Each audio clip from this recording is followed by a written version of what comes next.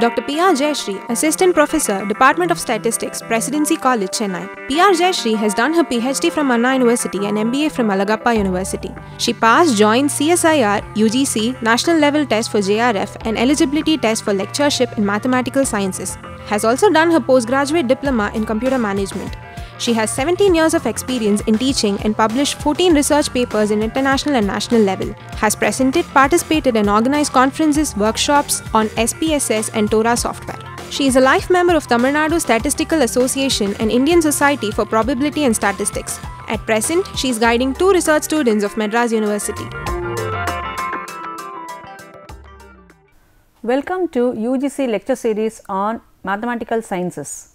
Today, we are going to deal with hypothesis testing, and under hypothesis testing we are going to see about F-test. We have already seen some of the large sample test in my previous lecture.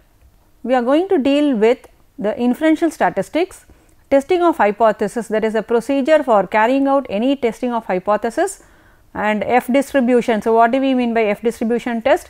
F-test for equality of population variances, F-test for testing several population means, and some illustrations. I will give you some assignments regarding all this F-test. So, what is the inferential statistics?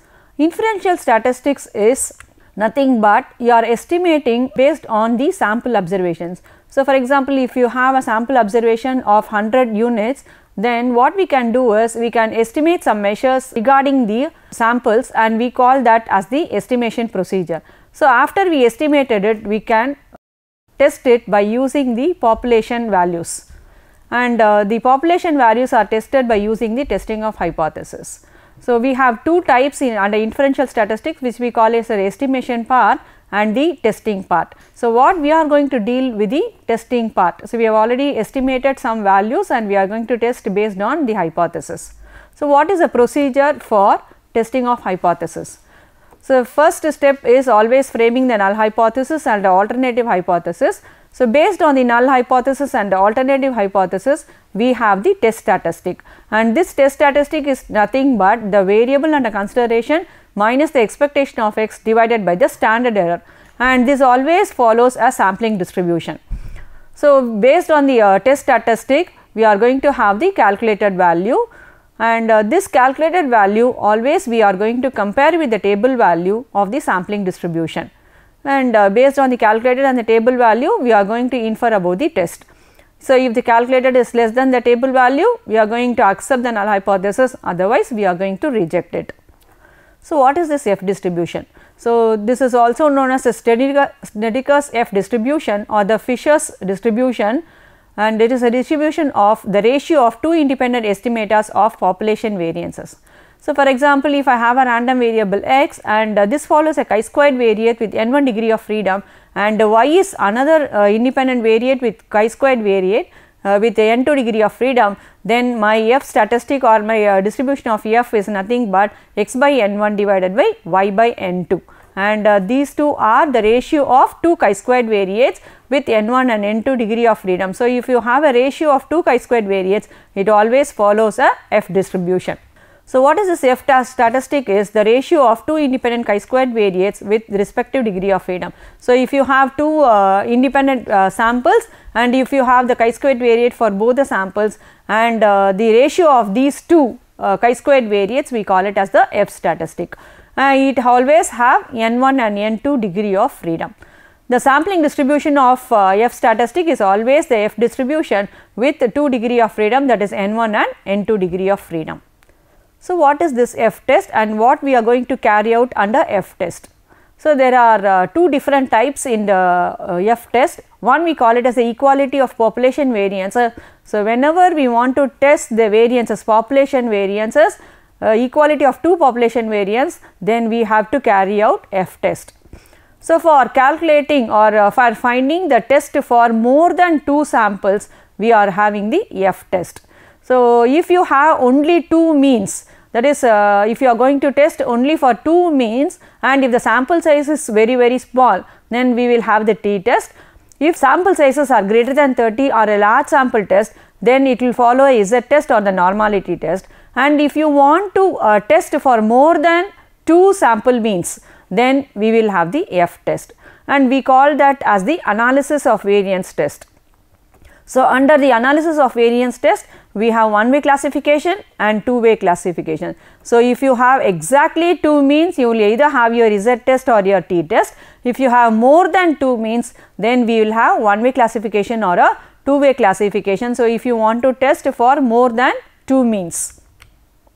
So, what are the assumptions of this F test? So, in order to perform a F test, we have the following assumptions. The first assumption is the population from which the 2 samples are drawn will always be a normal population. The 2 populations are independent of each other. So, under these 2 conditions or under these 2 assumptions only, we can have a F test.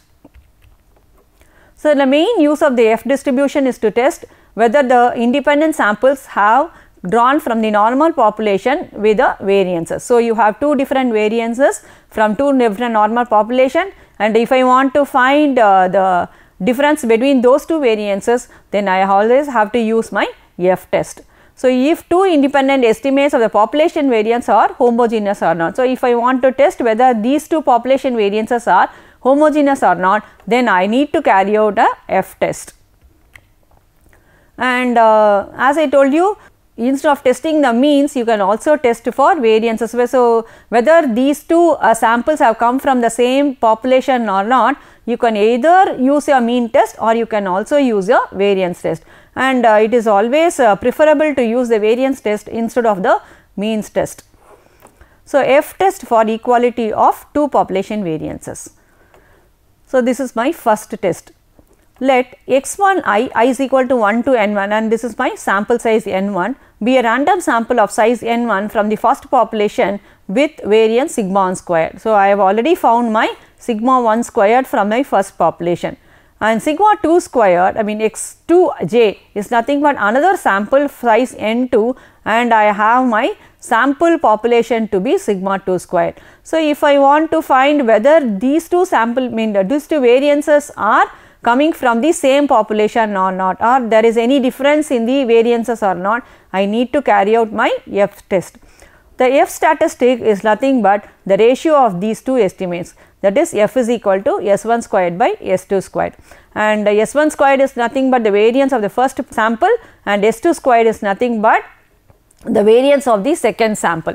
So, here one more thing is here, your F value should always be greater than 1. So, if my S2 is greater than my S1, then my ratio of F will become S2 squared divided by S1 squared. So, we generally assume that the numerator term is always greater than the denominator term. So, you need to check whether whenever you carry out a F statistic, whether your numerator is greater than the denominator or not. So, here I assume that my S1 squared is greater than S2 squared, therefore, the ratio of the estimates will be S1 squared divided by S2 squared. So, the F statistic, as I told you, it is nothing but the ratio of 2 variances, and I told you this S1 squared should always be greater than S2 squared. So, if it is not, just take it to be S2 squared divided by S1 squared, and these 2 are an unbiased estimate, and this capital S1 squared and capital S2 squared are nothing but the variances of the samples. And here you can replace it with small s1 and small s2, but that small s1 and small s2 are not the unbiased estimate. So, generally what we do is we take only capital S1 and capital S2, and capital S1 squared is nothing but 1 divided by n1 minus 1 summation of I equal to 1 to n1 x1 I minus x1 bar the whole square, and this is the squared deviation from the sample mean, that is the first sample mean, and you need to find the variance of the first sample mean. And as I told you, you can also replace it by small s1 squared, and small s1 squared here it will be 1 by n1 instead of 1 by n1 minus 1. But this 1 by n1 minus 1 summation of this value will always be an unbiased estimate of the population variance. Therefore, it's generally what we can do is we can take capital S1 squared instead of small s1 squared. Similarly, you can find your s2 squared as you have the sample of size n2, therefore, you have 1 by n2 minus 1 summation of x2j minus x2 bar the whole square. So, after finding my s1 squared and s2 squared, these are nothing but the variance of 2 samples. After this one, this is my calculated value. I need to compare that with the table value of f, which is nothing but f distribution with n1 minus 1 minus n2 minus 1 degree of freedom. and I can also represent that by f of n1 minus 1 comma n2 minus 1. So, if you see in the f tables, you will have your rows and columns as n2 and n1. So, be careful in reading your f table, always your rows will be n2 and then your columns will be your n1. So, whenever you see the table f tables, you will have to look into the rows as n2 minus 1 and the columns as n1 minus 1. So, after seeing that one, you need to find the table value of f of n1 minus 1 comma n2 minus 1 degree of freedom, and you need to compare it with the calculated value. So, if the calculated value of f is less than the table, then you have to accept, otherwise you need to reject it. So, we will see an illustration. In a sample of 8 observations, the sum of square deviation of items from the mean was 94.5. In another sample of size 10 observations, the value was found to be 101.7, and this is my second variance. This is my first variance, this is my second variance. So, generally 8 observation, 10 observation, you can really find your S1 squared and S2 squared, but in my problem I have given you directly the values. Test whether there is any significant difference in the variances. So, what will be my H naught?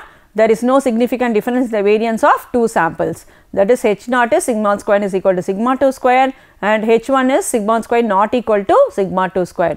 So, here if you have a not equal to symbol, then it is a two-tailed test. So, I have given you all these values, n1 is equal to 8, n2 is equal to 10, these are 2 sample sizes, and summation of the squared sample standard deviation value, that is the numerator value, the squared differences from the mean I have given you as 94.5, and for the second numerator value of my standard deviation I have given it to be 101.7. Now, I have to find my S1 squared and S2 squared, that is 94.5 divided by the n1 minus 1, and similarly S2 squared is that divided by n2 minus 1. So, I will get it as S1 squared as 13.5 and S2 squared as 11.3. So, I need to find the ratio of these two. So, if you see here, my S1 squared value is greater than the S2 squared value. Sometimes you will get S2 squared value to be greater than S1 squared, then your F ratio will vary. So, now my F ratio will be 13.5 divided by 11.3, which is equal to 1.195, and this value is always, it should always be greater than 1. So, this is my calculated value. Now, I need to find the table value of F 7, 9 degree of freedom at 5% level of significance, and is found to be 3.29.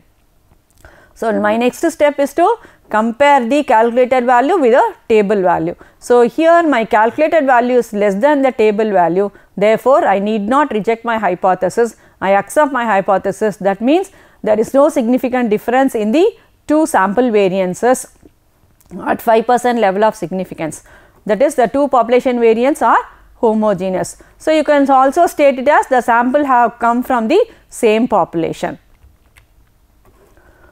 Now, my another test is for testing the equality of more than 2 means, that is several population means more than 2 means. So, as I already told you, if you have 2 means, either you can carry out your Z test or your T test based on the sample sizes. So, F test is a statistical technique specially designed to test whether the means of more than 2 quantitative populations are equal. So, if you see here, it should be more than 2. So, if you have exactly 2, you can carry out a Z or a T test based on the sample sizes. The analysis of variance can be classified as one-way classification or two-way classification. So, this analysis of variance is carried out only to test for more than 2 means. So, we will see one by one how to carry out a one-way classification and a two-way classification. In one-way classification, the data are classified according to only one criteria or to one variable. But if you see here, the sample size should be more than 2.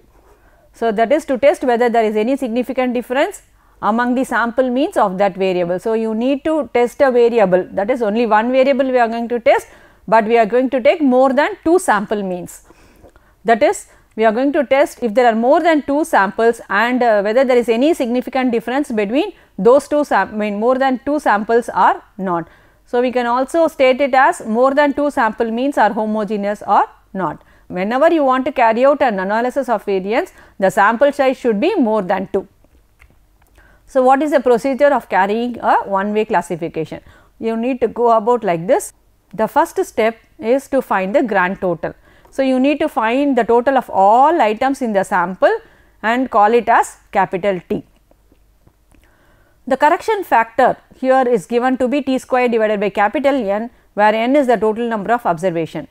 So, to find the total sum of squares, what we need to do is every item you have to take in the sample and you have to add all that item, and if I want to find the total sum of squares of it, you will have minus the correction factor. So, you have to find this correction factor to find the sum of squares to all the analysis of variance problem. So, the next step is to find the sum of squares between the samples. So, the sum of squares between the sample, it is given as SSB, and what you have to take is you have to consider what variable you are going to find, and for that corresponding variable you have to find the total values. And for each of your total, so for example, if my total is x1, x2, etc., xn, xk, and what I have to take this, I have to take the squared values of those totals divided by n1. So, if I have a treatment between samples, then for each of my treatments I have to find the total, and for each of the totals I have to find the squares. So, summation of x1 squared by n1 plus x2 squared by n2 etc., xk squared by nk, where n1, n2 etc. are the number of observations in each of the samples. So, the sum of squares within samples, so we also call this as the error sum of squares, and the sum of squares within sample, it is given by the total sum of squares minus the sum of squares between the samples. So, you can also call it as a row sum of squares or column sum of squares. Now, we have to frame a ANOVA table for this one. So, then ANOVA table, here it is, you will have sources of variation, then sum of squares, degree of freedom, and then mean sum of squares, and then the F ratio. And for each of these values and sources of variation, under the source of variation you have to mention the variable between the samples, and this is my error value and the total value. So, between the samples you have to find the sum of squares. As I already told you how to find the sum of squares between samples, you need to find the total and then you have to divide it by the number of samples in that. And yes, after finding this sum of squares between the samples and the total sum of squares, you have to place it here. Corresponding degree of freedom for each of the sample, you have to place it here as my s minus 1, n minus s and n minus 1. And the mean sum of squares is, we have already found the sum of squares between the samples divided by the corresponding degree of freedom. So, whatever the degree of freedom you have to. So, for example, if you see here between the samples, the degree of freedom is s minus 1. Therefore, the mean sum of squares for this between samples will be SSP divided by s minus 1. Similarly, for n minus s, you have MSW, that is mean sum of squares within sample. That means, this is nothing but my error, and this I have to calculate as SSW divided by the corresponding degree of freedom will be n minus 1. So, as I told you, after finding this one, you have to find the ratio of mean sum of squares with the error sum of squares, and F is nothing but MSB divided by MSW, and this follows the F distribution with s minus 1 and n minus s degree of freedom. So, you have to find all this, you have to place it in the ANOVA table. So, at last you have to find your F ratio. So, this F ratio is nothing but my calculated value. I need to compare that with my table value. So, as I told you, you need two values for seeing the F tables, and the first one is s minus 1 and n minus s degree of freedom. So, for these two at 5% level of significance, find the table value, compare that with the calculated value of F. So, as usual, as the procedure says in testing of hypothesis, if my calculated value is less than the table value of F, s minus 1 comma n minus 1, n minus s at alpha percent level of significance, accept H naught, otherwise reject it. So, we will see an illustration. From the data given below, table of analysis of variance, and find out if the mean of the various samples differ among themselves significantly. So, here I have taken 4 samples. So, as I told you, if you have only 2 samples, then you carry out your ET test or Z test based on the sample sizes. Now, I have 4 different samples, therefore, I have to carry out the analysis of variance. So, 4 different samples are given. I want to find whether the mean of these 4 samples differ or not. I have told you the procedure to carry out my analysis of variance for one way classification. So, only one side I am going to find out, this column wise only I am going to find whether there is any significant difference between the samples. So, first step is to find the correction factor. How to find the correction factor is, you need to add all the values here in my samples, and that total will be my 240 the whole square, and this t square divided by the total number of observation is 20. Therefore, my correction factor is 2880. I need to find my sum of squares of all the items. How to find the sum of squares is just to find the squares of all these. So, 9 squared plus 13 squared plus 19 squared plus 14 squared plus etc. 11 squared, and you need to find the squares of these observations. You will get your sum of squares of all the items. So, my total sum of squares will be 3138, that is sum of squares of all items minus my correction factor, got it to be 258. Sum of squares of the sample totals divided by the number of items in each sample would be my sum of squares due to sample. So, you have to take the sample totals for each of your samples, and if you have your totals here, just find the squares of these totals, then you will have your squares like this, that is 500 plus 605 plus 845 plus 980, which comes to be 2930. So, how to find me sum of squares between the sample, that is SSB, would be 2930 minus my correction factor, and it comes to be 50. Now, as I told you, you need to find within samples, that is the sum of squares due to error. So, we can also call it as SSE or it could be SSW. So, this is sum of squares within the sample. To find this one, we have total sum of squares minus the sum of squares between the samples. So, thus we have SST minus SSB, which is nothing but 258 minus 50, which is 208. So, I have put all these values in my ANOVA table. Between samples it is 50, within samples I have got it to be 208, and degree of freedom is 3 because I have 4 samples. So, n minus 1 it is 3, and within samples I have 16, and the mean sum of squares is 16.67, 13, and then I have to find my F ratio. F ratio is the mean sum of squares between the sample divided by the within samples. So, 16.67 divided by 30, it comes to be 1.28. So, my calculated value here it is 1.28. As I told you, you need to find the table value of F. So, how to find the table value of F? You have to go for the table for F tables, and you have to find 3, 16 in that one. So, 3 will be in my columns and 16 will be in my row at 5% level of significance, and I have found to be 3.24. So, you need to compare the calculated value along the table value. Since the calculated is less than the table value of F, now we have to accept the hypothesis. So, accepting means what?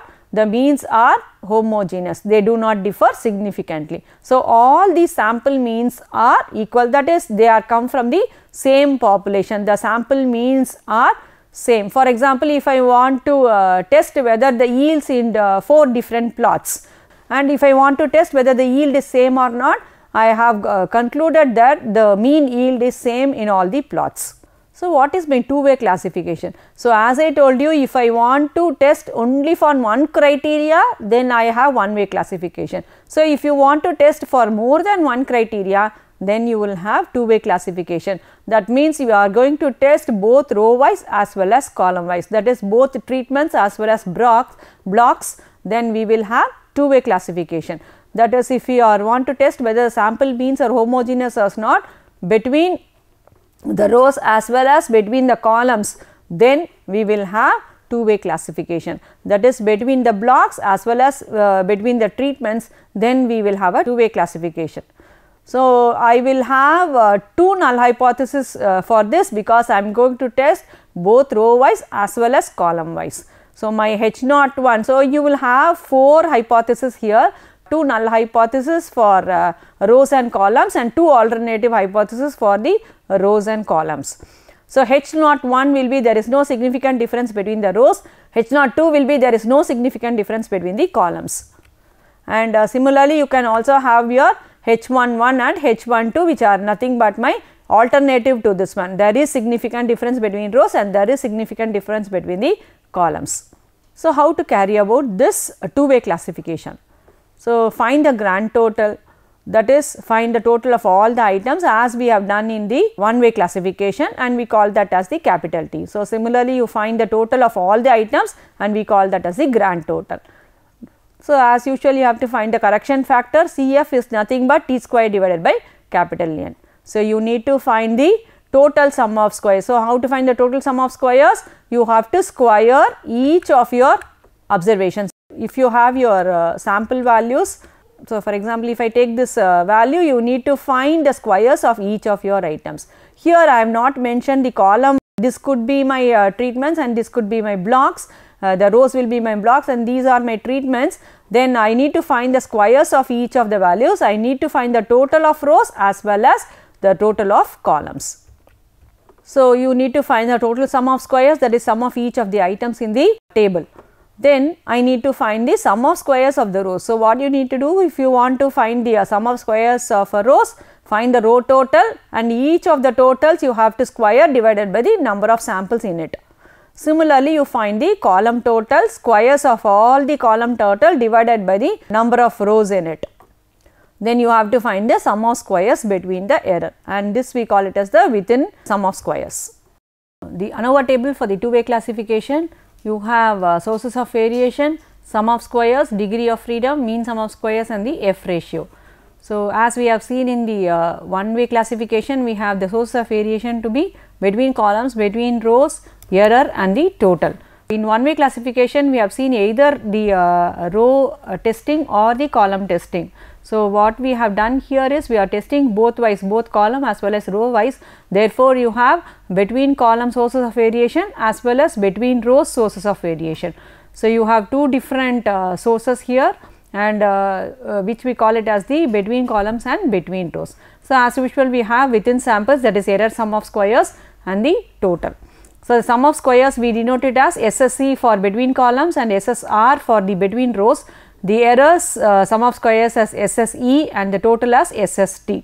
As we have seen how to calculate all these 4 values, we have to place it in the ANOVA table. So, the corresponding degree of freedom will be C minus 1 if you have the column variation, and the number of columns minus 1, and R minus 1 for the rows, and this R is nothing but the number of rows, and the total is capital N minus 1 is total number of items minus 1.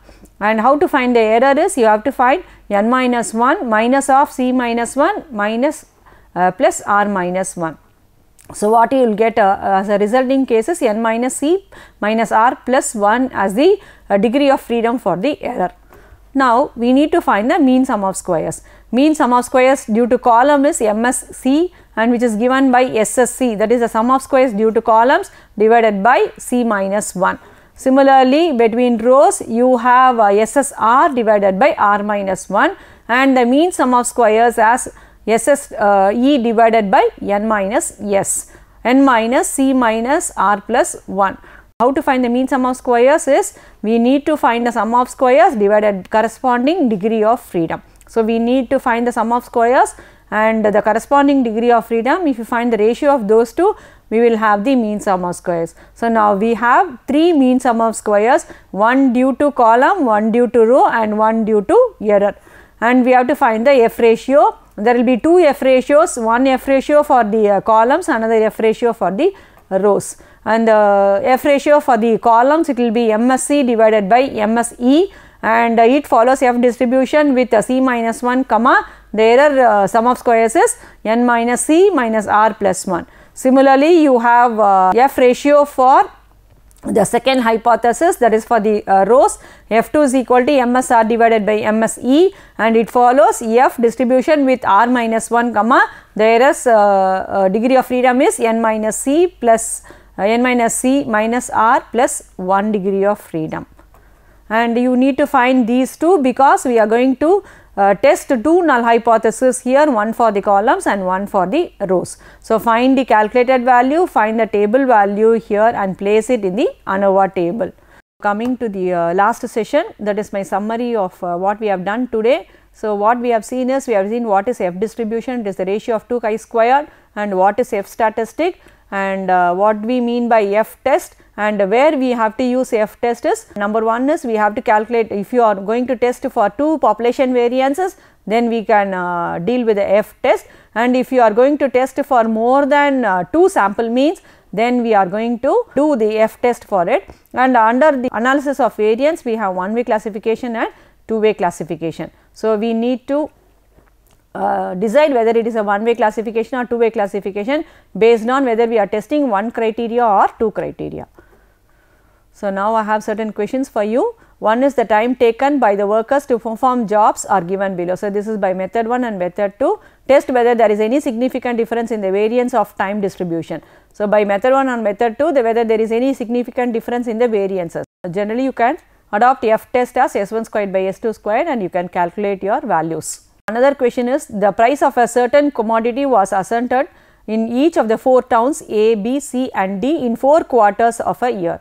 So, the prices are given below. Are the variation in prices between the towns and different seasons significant? So, if you see here there are 2 variables, you are going to test whether there is any significant difference between the towns as well as between the seasons. So, we are going to find between the towns as well as between the season, therefore, this is a two way classification. So, this is my problem. So, if you see here there are 4 towns and 4 quarters, these are the seasons, and I have given you 4 quarters. We are going to test both row wise as well as column wise. Therefore, you have to carry out a two way ANOVA for this one. Thank you.